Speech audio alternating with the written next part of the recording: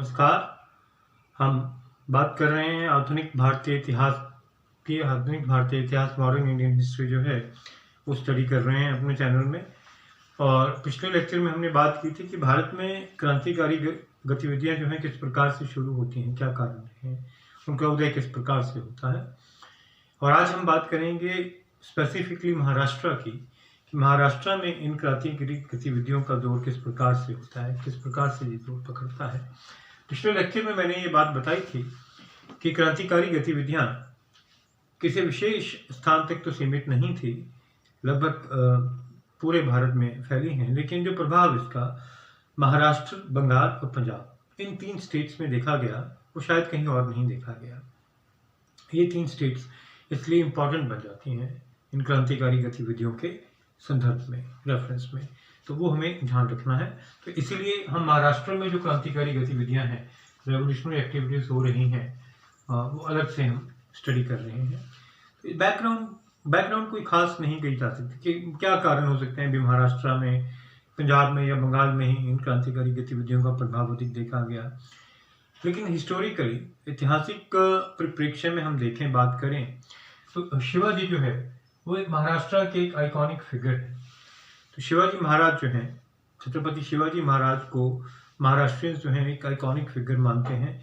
और जो उनका प्रभाव है, जब उन्होंने मुगलों के साथ संघर्ष किया तो वो प्रभाव जो है वो वंशानुगत चलता रहा, वो ट्रांसफर होता गया, जनरेशंस टू जनरेशंस जो है वो ट्रांसफर हुआ। और जो शिवाजी का स्ट्रगल था वो कोई नॉन वायलेंट स्ट्रगल नहीं था, वो एक बहुत ही टफ इलाके में, बहुत ही टफ एरिया में, जोग्राफिकल कंडीशंस जहाँ पर टफ थी, उन्होंने अपने आप को एक इतनी बड़ी ताकत के सामने एस्टेब्लिश किया, मुगलों के सामने एस्टेब्लिश किया। तो बहुत सारे महाराष्ट्रियंस ने उससे प्रेरणा ली है। और इस प्रकार से जो क्रांतिकारी गतिविधियां जो हैं यहाँ पर महाराष्ट्र में शुरू होती हैं, बहुत पहले शुरू हो गई, पंजाब से भी पहले एक तरह से हम कह सकते हैं कि शुरू हो जाते हैं यहाँ पर। तो तिलक जो है, यहाँ पर मैंने एक नाम लिखा है, बाल गंगाधर तिलक, लोकमान्य तिलक जो है, उन्होंने भी कहीं ना कहीं क्रांतिकारियों को महाराष्ट्र में इंस्पायर किया है, इन्फ्लुएंस किया है, प्रभावित करते हैं। क्योंकि तिलक ने कांग्रेस के भीतर से ही आवाज़ उठाई थी मॉडरेट्स के खिलाफ, है ना। ये भी हम डिस्कस कर चुके हैं जब गर्मदलीय चेहरा वाला टॉपिक डिस्कस किया था कांग्रेस का। तो तिलक ने बहुत सारे नौजवानों को प्रभावित किया जो कांग्रेस से जुड़ना तो नहीं चाहते थे, लेकिन तिलक के विचारों से वो सहमत थे। लोकमान्य तिलक के विचारों का प्रभाव उन पर पड़ता है, उनकी जो आइडियोलॉजी है वो उन्हें इन्फ्लुएंस करती है, और वो कांग्रेस के बाहर हिंसा के रास्ते पर चलकर जो है वो अंग्रेज़ों के साथ संघर्ष करना चाहते हैं। गणपति फेस्टिवल, शिवाजी फेस्टिवल जो है वो जो शुरुआत की है लोकमान्य तिलक ने, तो मासेस बहुत ज़्यादा जुड़ी हैं, जनमानस बहुत अधिक जुड़ा। और जनमानस जो है वो एक हम कह सकते हैं कि वेस्टर्न एजुकेशन या एक रिफाइंड लैंग्वेज, रिफाइंड थॉट जो है वो नहीं समझ पा रहा था। उसे सिर्फ इतना पता था जो लोग इन गतिविधियों से जुड़ रहे थे कि अगर हमें आज़ादी लेनी है तो हमें अंग्रेज़ों के साथ कुछ उसी प्रकार की लड़ाई लड़नी पड़ेगी, संघर्ष करना पड़ेगा जो मुगलों के साथ शिवाजी ने किया था। तो भारतीय इतिहास और भारतीय सभ्याचार जो पुराना है वो भी एक प्रेरणा स्रोत रहा है।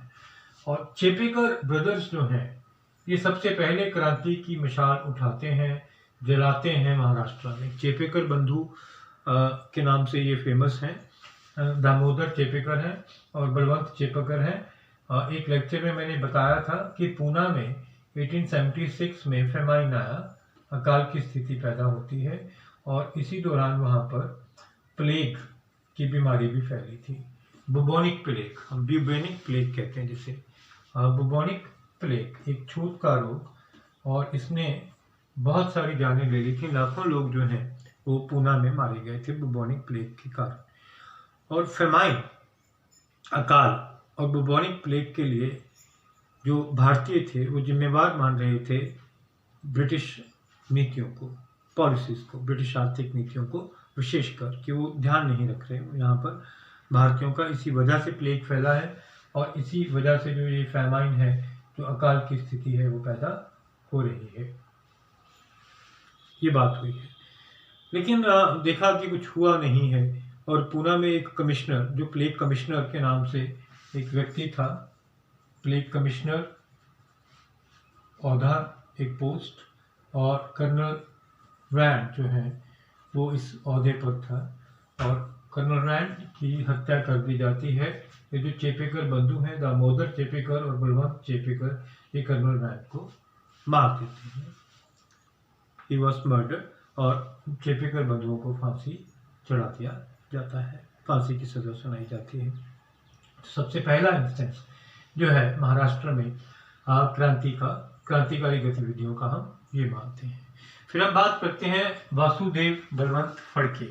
वासुदेव बलवंत फड़के जो है 1845 में इनका जन्म हुआ, नवंबर 1845 में इनका जन्म हुआ, और शिवाजी से बहुत प्रेरणा लेते थे, शिवाजी के बारे में बहुत पढ़ते थे। ये ब्रिटिश नौकरी में थे, फाइनेंस कमिश्नरेट में नौकरी करते थे, फाइनेंस कमिश्नरेट में ये जॉब करते थे, नौकरी करते थे। लेकिन जब ये घटनाएं घटती हैं सारी, और चेपेकर बंधुओं द्वारा कर्नल रैंड को मारा जाता है, और उसके बाद चेपेकर बंधुओं को फांसी हो जाती है, तो इन घटनाओं से वो बहुत प्रभावित होते हैं, बहुत इन्फ्लुएंस करती हैं उन्हें। और एम.जी. रानडे का जिक्र भी हम कर चुके हैं। एम.जी. रानडे हम रिकॉल करते हैं कि जिन्होंने प्रार्थना समाज बनाने में साथ दिया था आत्माराम पांडुरंग का, एम.जी. रानडे, महादेव गोविंद रानडे के विचारों से भी प्रभावित होते हैं। महादेव गोविंद रानडे के स्वदेशी के विचारों से वो प्रभावित होते हैं बहुत, वासुदेव बलवंत फड़के।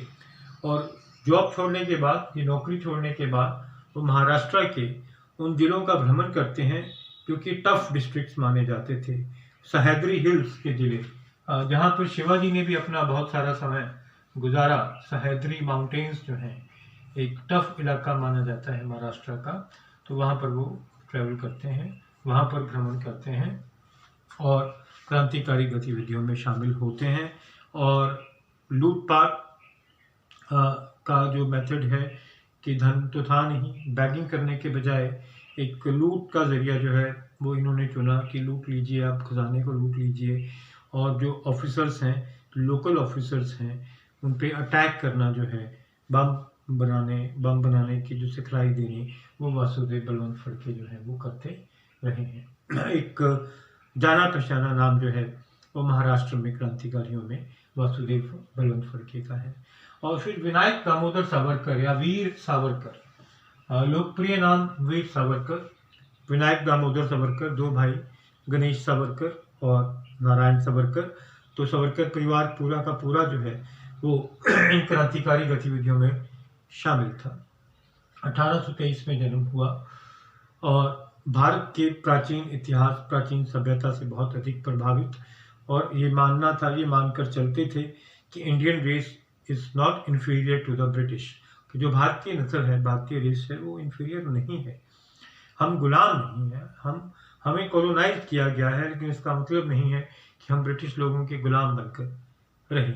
और सबसे पहले उन्होंने एक ऑर्गेनाइजेशन बनाई 1902 में, जिसे मित्र मेला कहा गया,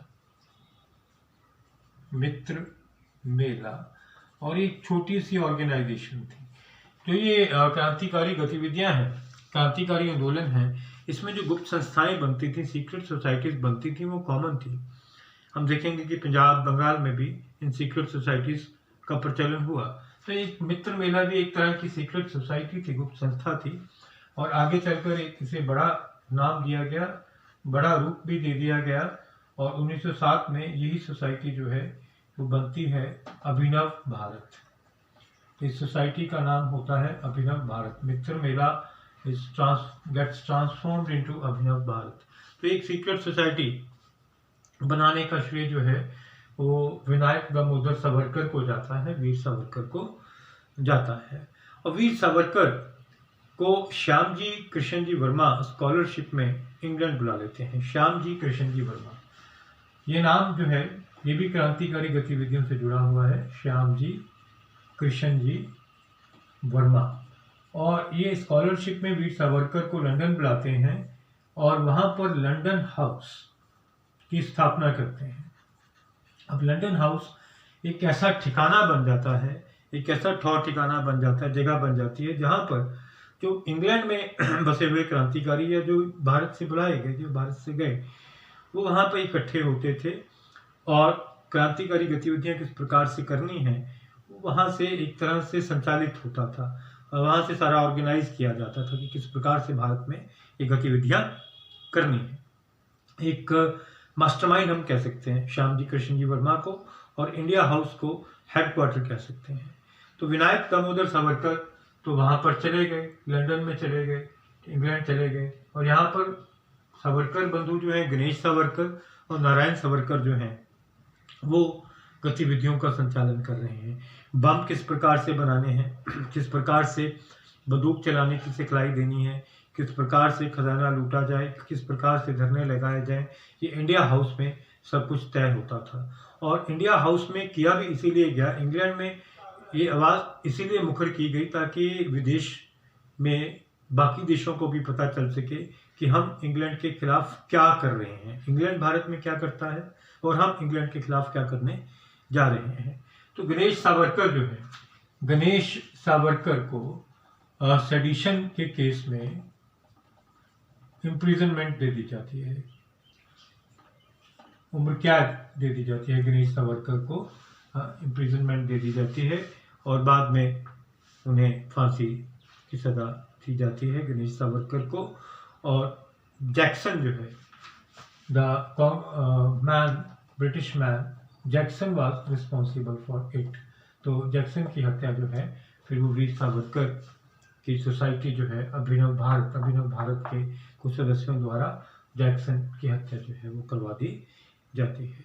इस प्रकार से ये क्रांतिकारी गतिविधियां महाराष्ट्र में संचालित होती हैं। और भी बहुत नाम हैं, लेकिन जो मुख्य नाम महाराष्ट्र में जब हम बात करते हैं क्रांतिकारी गतिविधियों की, तो वो चेपेकर बंधु, वासुदेव बलवंत फड़के और विनायक दामोदर सावरकर के आते हैं कि किस प्रकार से उन्होंने महाराष्ट्र में इन गतिविधियों को संचालित किया, स्टार्ट किया। उम्मीद करता हूं कि महाराष्ट्र में क्रांतिकारी आंदोलन जो है वो किस प्रकार से हुआ, ये आज आप अंडरस्टैंड कर पाए होंगे, समझ पाए होंगे। अगर आपको ये लेक्चर्स और टॉपिक्स पसंद आ रहे हैं तो please subscribe the channel history by Rakesh Bawa. Thank you very much.